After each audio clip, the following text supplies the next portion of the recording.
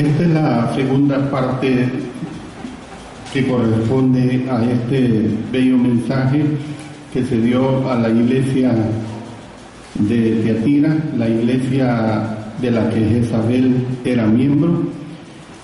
Como había anunciado, vamos a ver ahora la parte de la censura. Al igual que todas las congregaciones, la iglesia que estaba en Tiatira no solamente tenía puntos fuertes, sino que también puntos débiles. Jesús ya les había elogiado sus virtudes, ahora les censuraba sus defectos. Dice en el verso 20: pero tengo unas pocas cosas contra ti, que toleras que esa mujer Jezabel, que se dice profetiza, enseñe y seduzca a mis siervos a fornicar y a comer cosas sacrificadas a los ídolos. Esta mujer era una profetisa, léase o entiéndase, óigase la palabra profetisa entre comillas, una profetisa que era de condenar. Es evidente que la iglesia que estaba en Tiatira tenía una falsa maestra. Algunos hasta creen que Jezabel no era más que una forma simbólica de referirse al error que se enseñaba o que representaba a un segmento de la congregación, que enseñaba el error. Entonces, si esto fuera así, es probable que Jesús hubiera usado frases parecidas a las que usó en cuanto a Pérgamo. Hubiera dicho, a lo mejor tienes ahí a los que retienen la doctrina de Jezabel. Bueno, es poco probable que su nombre fuera realmente Jezabel. Sus padres no le hubieran puesto tal nombre por la misma razón que nosotros no le damos ese nombre a nuestras hijas hoy en día. Yo creo que cualquier cristiana fiel y que entienda la palabra de Dios, nunca va a tener deseo de nombrarle a una de sus hijas al nacer el nombre de Jezabel. Es como también no hay ningún deseo de llamarle a un hijo Nerón o Calígula. Son nombres que mentalmente, por la historia y por la realidad, pues son realmente ofensivos. Entonces aquí se da esta situación. Jezabel era despreciable. A través del estudio que tengamos, si el tiempo no lo permite en esta parte del sermón, lo vamos a ver totalmente en la próxima y tercera parte que corresponde a esta enseñanza de Jezabel. Es probable, hermanos, que Jesús llamara así o la llamara así porque estaba siguiendo las pisadas de la infame Jezabel del Antiguo Testamento. Quiero hacer esta aclaración porque cuando se da la historia real, después les voy a mencionar dónde se encuentra esta historia real de la Jezabel del Antiguo Testamento, es necesario entender que no estamos hablando de la Jezabel del Antiguo Testamento, sino que se está haciendo una relación de lo que en la congregación en Tiatira estaba pasando con esta mujer que se hacía pasar por profetisa y que su conducta estaba siendo semejante a la Jezabel del Antiguo Testamento. Jezabel, hermanos, era una princesa pagana que se había casado con Acab, el rey Acab, rey de Israel, al cual hundió más profundamente en la idolatría. La historia de Jezabel se encuentra en el primero y segundo Reyes, en los primeros y segundo libros de Reyes, y voy a mencionarle a ustedes, como por decirlo así, para una tarea en su casa. Lamento que la clase pasada no les dejé esta tarea. Usted consulte el primer libro de Reyes, capítulos 16, 18, 19 y 21. Repito, primer libro de Reyes, capítulos 16, 18, 19 y 21, y luego el segundo libro de Reyes, capítulo 9. Segundo libro de Reyes, capítulo 9.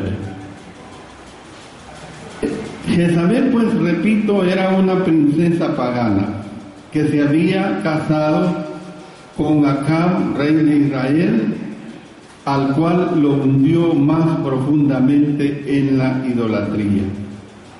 Lo persuadió para que le erigiera un templo a Baal en Samaria y les daba sustento de su propia mesa a 400 profetas de Acera. Óigase bien, le daba sustento a 400 profetas de Acera.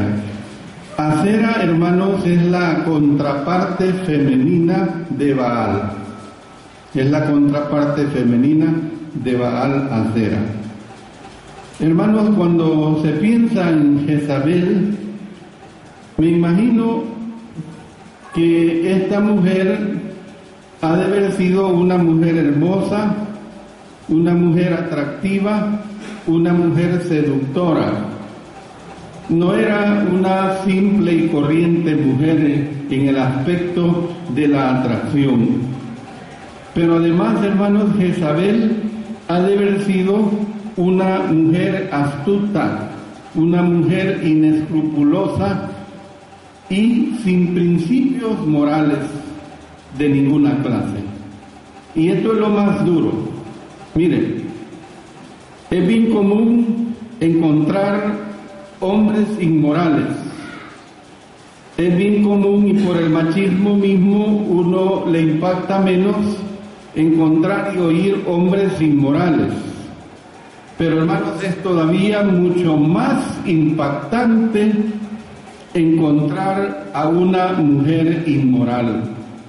Pues esta mujer Jezabel, hermanos, era una mujer totalmente inmoral. La Jezabel de Tiatira debió haber tenido cualidades muy parecidas a la Jezabel del Antiguo Testamento. Es evidente que se trataba de una mujer ambiciosa y persuasiva. Tenía que haber tenido estas malas cualidades para que el Señor la destaque así de esa manera, la cual, hermanos, alegaba ser profetisa. Imagínense, alegaba ser profetisa. Sabemos bien que uno de los dones milagrosos que se daba a la iglesia primitiva era el de profecía.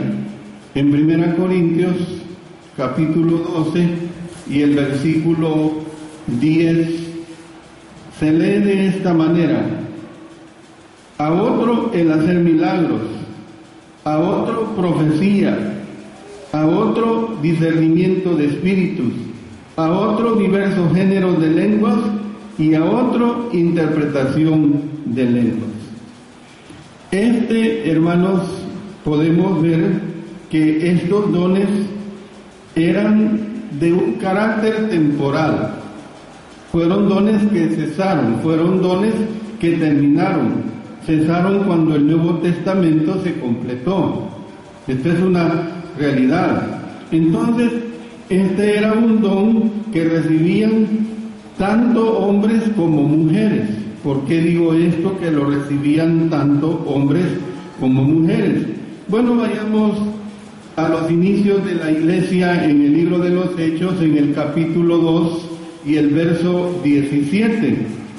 Y en los postreros días, dice Dios, derramaré de mi espíritu sobre toda carne, y vuestros hijos, y noten, y vuestras hijas profetizarán, vuestros jóvenes verán visiones, y vuestros ancianos soñarán sueños. Pasemos otra vez a 1 Corintios, capítulo 11, y el versículo 5. Pero toda mujer que ora, noten ahora, o profetiza, con la cabeza descubierta, afrenta su cabeza, porque lo mismo es que si se hubiese rapado. Entonces, hermanos, era un don que en este tiempo recibían tanto hombres como mujeres. Pero también, hermanos, a las mujeres no se les permitía ejercer este don en la Asamblea General de la Iglesia. En 1 Corintios, en el capítulo 14, verso 34, noten lo que dice: vuestras mujeres callen en las congregaciones, porque no les es permitido hablar, sino que estén sujetas, como también la ley lo dice. Entonces, hermanos, vemos esta situación que a las mujeres no se les permitía ejercer este don en la Asamblea General de la Iglesia, pero podían hacerlo bajo ciertas circunstancias, como ya lo hemos leído en 1 Corintios capítulo 11, versículo 5. Sin embargo, Jesús no dijo que esta mujer, en realidad, noten esta situación que es bien importante. Jesús no dijo que esta mujer en realidad tuviera el don de profecía. Más bien dijo que ella se decía profetiza. Una cosa es decir, yo soy predicador, decir yo soy predicador, a ser predicador. ¿Ve? Una cosa es decir, yo soy cristiano, a ser cristiano verdadero. Y esta mujer se decía ser profetisa. Hoy día nos referiríamos a ella como a una presunta profetisa. Ustedes ven las noticias todos los días, de lunes a viernes en especial, cuando presentan a un supuesto criminal o a un supuesto hombre o mujer que ha asesinado a alguien, y el presentador, el que investigó este hecho, dice: este es el presunto homicida. ¿Por qué dice presunto homicida? Porque no se le ha comprobado en un juicio exactamente que es el homicida realmente, aunque lo sea. Entonces, hermanos, esta mujer, Jezabel, de la iglesia ahí en Tiatira, era una presunta profetisa, una que se decía ser profetisa, y que realmente con el estudio que tenemos ya revelado, nosotros sí lo podemos decir con claridad, porque la revelación está completa, podemos decir que le queda cabal el calificativo de presunta profetisa. Al igual que los gnósticos, esta pseudo profetisa o esta falsa profetisa alegaba tener acceso a profundidades, a revelaciones profundas que solo estaban disponibles a través de ella. Hermano, Jesús le llamó a sus enseñanzas, aquí lo declara en el verso 24, hermanos, y miren qué impactante es. Otra vez digo, si lo dijera el apóstol Pedro, le creo; si lo dijera el apóstol Pablo, lo creo; si lo dice Santiago, lo creo, porque hablaron por inspiración divina. Pero a mí lo que me impacta, hermanos, que quien lo está diciendo es el Señor Jesucristo. ¿Y qué es lo que está diciendo el Señor Jesucristo? Jesús les llamó a sus enseñanzas las profundidades de Satanás. El Señor Jesucristo lo está describiendo así, hermanos, las profundidades de Satanás. Hermanos, podemos nosotros ver que en las 7 cartas Jesús recalcó constantemente quién era el que estaba detrás de la maldad del mundo, con frases, por ejemplo, si ustedes recuerdan, sinagoga de Satanás, que lo vimos en el verso 9 del capítulo 2 y lo vamos a ver en el verso 9 del capítulo 3. También recalcó cuando hablaba de trono de Satanás, verso 13 del capítulo 2, ahí mismo se identifica donde mora Satanás, ahí en el capítulo 2, verso 13. Algunos creen que la expresión las profundidades de Satanás, hermanos, puede ser una frase que usaba Jezabel. ¿Cuál frase, hermano? Podríamos decir, yo y solamente yo soy la única que puede ayudarle a conocer a su enemigo. Yo y solamente yo soy la única que puede ayudarle a conocer a su enemigo. Pero lo más probable es que sea una evaluación hecha por nuestro Señor Jesucristo, porque precisamente ahí se está identificando como las profundidades de Satanás por Cristo mismo. Aparentemente, ella alegaba tener algún conocimiento místico acerca de la relación del cristiano con el mundo. ¿Ven? Entonces no es difícil imaginar la esencia de su mensaje. ¿Cuál podría ser esa esencia de su mensaje? Bueno, Dios me ha dicho que ustedes deben formar parte de los gremios o los sindicatos para que puedan darle sustento a sus familias. De hecho, Él dijo que su deseo es que ustedes triunfen en su profesión y así le puedan dar más a su fiel profetisa. Este es el mensaje de ella, en una forma implícita, en una forma escondida o en una forma directa. Y hago una aclaración para ustedes como iglesia y para los que oigan este mensaje a través de nuestra página web. En ningún momento estoy hablando en contra de los buenos propósitos de los sindicatos. Para los obreros, cuando los sindicatos trabajan para el bienestar de los obreros, de los empleados, ya sea en nuestra nación o en el mundo entero. Lo que estoy usando, y lo vimos en la clase anterior acerca de los gremios, que es una manera de establecer pues la comparación con los sindicatos, es en el sentido de las artimañas que en este tiempo estaba usando esta mujer para que los hermanos, en una forma que se pudieran desarrollar, tuvieran que pertenecer a un gremio para que pudieran ganarse el sustento en una forma que era inadecuada. Hermanos, es probable que ella propagara su herejía a lo mejor en el marco de un hogar, porque esto es lo que hacen las personas que propagan una herejía. Esto es lo que hacen las personas que calumnian. Una persona que calumnia, vamos a hablar que calumnia en relación o en contra de su servidor, no va a venir aquí a ponerse al púlpito.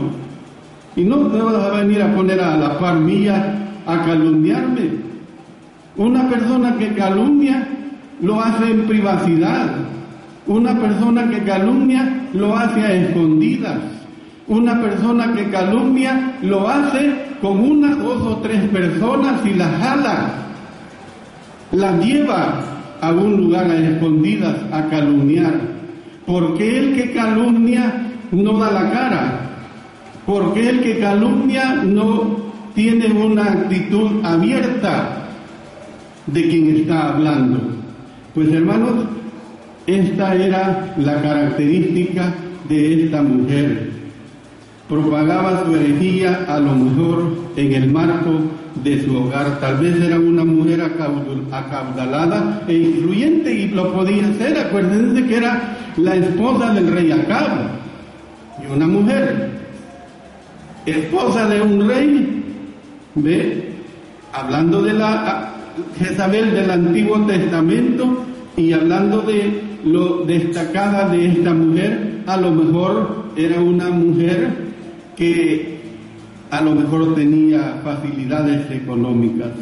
Tal vez era una mujer acaudalada e influyente, la cual invitaba a sus potenciales seguidores a su suntuoso hogar, y allí en su suntuoso hogar les empezaba a confundir su mente, y no solo su mente, sino que también su corazón. A lo mejor iba de casa en casa a buscar a nuevos seguidores. Bueno, hermanos, cualquiera que fuera su táctica, cualquiera que fuera su forma de trabajo, cualquiera que fuera su método, lo cierto es que la doctrina que ella propagaba hacía que los cristianos cometieran el pecado de fornicación y comieran de las cosas sacrificadas a los ídolos. Ahí lo dice claramente en el verso 20. En vista de que la doctrina de los baalamitas, lo veíamos en la clase anterior también y la clase del domingo pasado, en vista que la doctrina de los baalamitas y de los nicolaitas producían los mismos resultados, es probable que el de Jezabel fuera el mismo producto satánico de aquellos que actuaban así de esa forma. Solo que podemos decir, hermanos, con diferente etiqueta. Pero ¿qué cambia lo malo? Si se cambia la etiqueta, pero si el propósito es maldad, siempre es la misma maldad que causa destrucción. Hermanos, Jezabel tenía éxito porque ella decía lo que muchos deseaban oír. Y hermanos, eso no ha cambiado. Eso no ha cambiado. ¿Por qué hay tantas personas confundidas religiosamente hablando? Porque las personas les agrada oír lo que quieren oír, lo que ellos quieren oír, no lo que la palabra y voluntad de Dios dice. Y esta era la situación. Jezabel tenía éxito porque ella decía lo que muchos deseaban oír. Siempre se ha cumplido lo que dijo Pablo acerca de aquellos cuando dice en 2 Timoteo capítulo 4 versos 3 y 4, dice: no sufrirán la sana doctrina, sino que teniendo comezón de oír, se amontonarán maestros conforme a sus propias concupiscencias, y apartarán de la verdad del oído y se volverán a las fábulas. El que tiene comezón de oír, hermanos, se aparta de la verdad y se va a escuchar las fábulas. Ustedes entiendan mi mano izquierda lo que estoy señalando. Se va a escuchar las fábulas, se va a escuchar la algarabía, se va precisamente donde no se enseña la palabra de nuestro Dios. Pues esto es lo que pasaba, esto es lo que sucedía con esta mujer. Hermanos, aquí tenemos pues a un pueblo que hacía concesiones. Y muchas veces, hermanos, cuando nos metemos a esta situación de hacer concesiones en el sentido de tolerar el pecado, en el sentido de tolerar lo que no debe proceder, entonces nos metemos, como dice el dicho popular, en camisa de 11 varas. No era que Jesús solamente le molestara el asunto de Jezabel y de sus seguidores, hermanos, sino que también estaba particularmente molesto con la iglesia. ¿Por qué estaba particularmente molesto con la iglesia nuestro Señor Jesucristo? Porque, hermanos, la iglesia estaba permitiendo a esta mujer. La iglesia permitía a Jezabel continuar con su sediciosa seducción. Le estaba permitiendo que allí estuviera en medio de ese pecado. La misma situación que se daba y que el apóstol Pablo la corrigió para los hermanos en Corinto. ¿Por qué tolerás a ese hombre que está viviendo con su madrastra?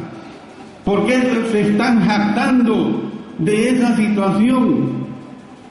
Pero tengo contra ti que toleras, óigase bien, que toleras que esa mujer Jezabel, que se dice profetiza, óigase bien también, que se dice profetiza, no es profetiza, yo no lo digo que es profetiza, ella dice que es profetiza. ¿Por qué la toleran? Pablo había mandado: y no participéis en las obras infructuosas de las tinieblas, sino más bien reprenderlas. Efesios capítulo 5, versículo 11. Dijo a los cristianos: no os juntéis con ninguno que llamándose hermano fuere fornicario. No os juntéis con ninguno que llamándose hermano fuere fornicario. ¿Por qué no les había retirado la comunión la iglesia de Tiatira a Jezabel y a sus seguidores? Ese era el reclamo fuerte de nuestro Señor, hermanos, hermanas. ¿Por qué no les había retirado la comunión a Jezabel y a sus seguidores? Se ha sugerido que Jezabel era la esposa, a lo mejor, de uno de los líderes prominentes de allí, de la iglesia en Tiatira. Se ha sugerido esta situación, que ella tenía esa relación con la iglesia, fuera lo que fuera. Lo que sí tenemos que entender, hermanos, es que era una realidad, que era una mujer que estaba causando serios problemas dentro de la iglesia. En algunos manuscritos es la forma usual como en el texto griego se da a entender tu esposa.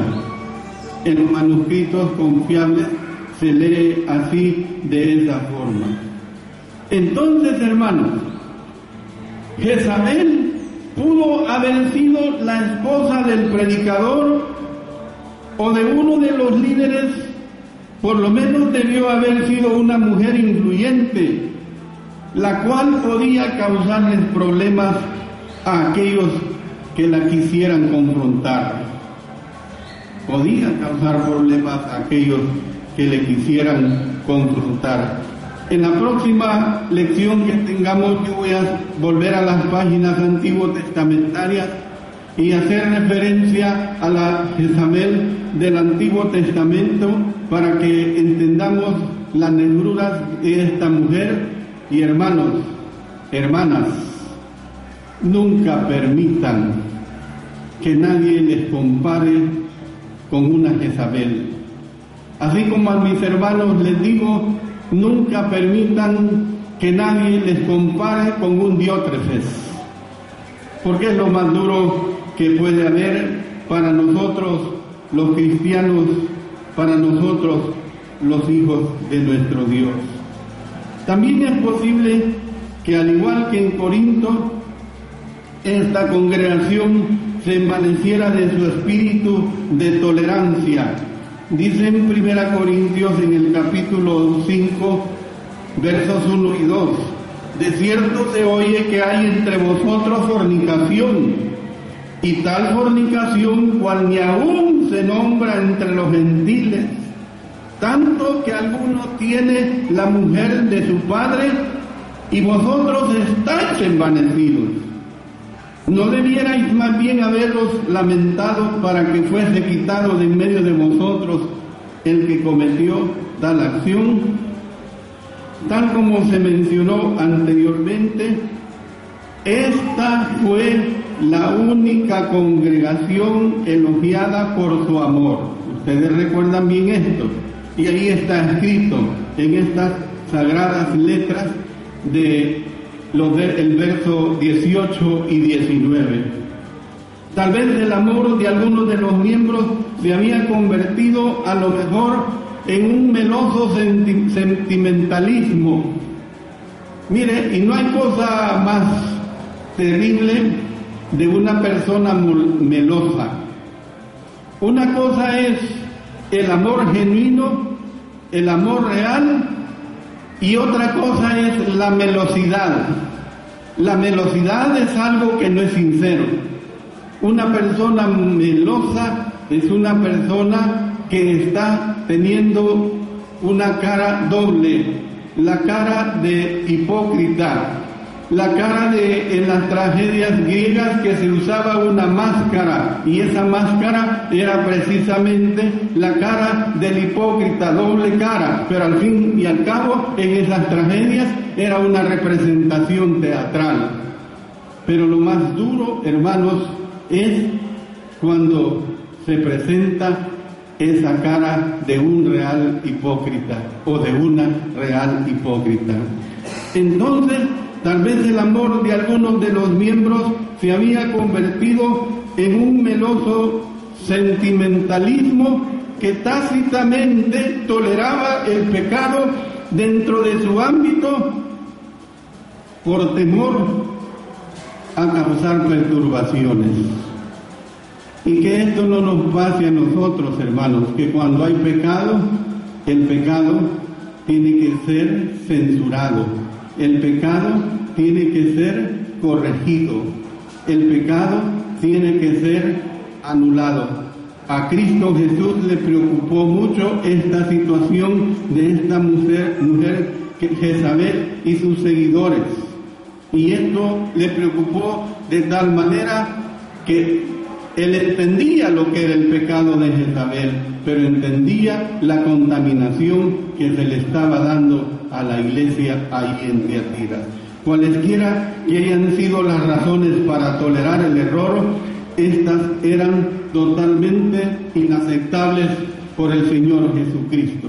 Y si fueron inaceptables en aquel tiempo para la iglesia en Tiatira, pues también son inaceptables para la iglesia en Quesaltepeque y en el mundo entero donde hay una congregación del Señor.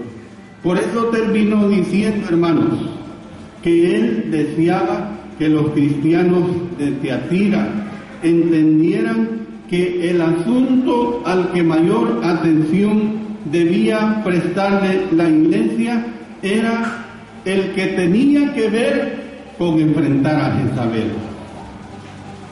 Ese era el mayor asunto y eso era lo que mayormente le preocupaba. En el próximo sermón que estaremos viendo dentro de 8 días, vamos a ver la advertencia y amenaza que se presenta por esta situación pecaminosa a la iglesia ahí en Tiatira. Dios ayude, hermanos, a cada uno de nosotros que pongamos nuestra parte, que pongamos nuestra contribución espiritual para que la pureza de la iglesia se mantenga, para que la pureza de la iglesia sea a la medida de nuestro Señor Jesucristo. Si en esta persona hubiera un hermano, una hermana que necesita, que reconoce que de una u otra manera ha estado fallando ante el Señor, pues es el momento oportuno para orar, es el momento oportuno para ponerse en las manos del Señor. Si hubiera un amigo, no sé si lo hay, si hubiera un amigo, también la invitación está para usted a su obediencia. Que Dios nos bendiga.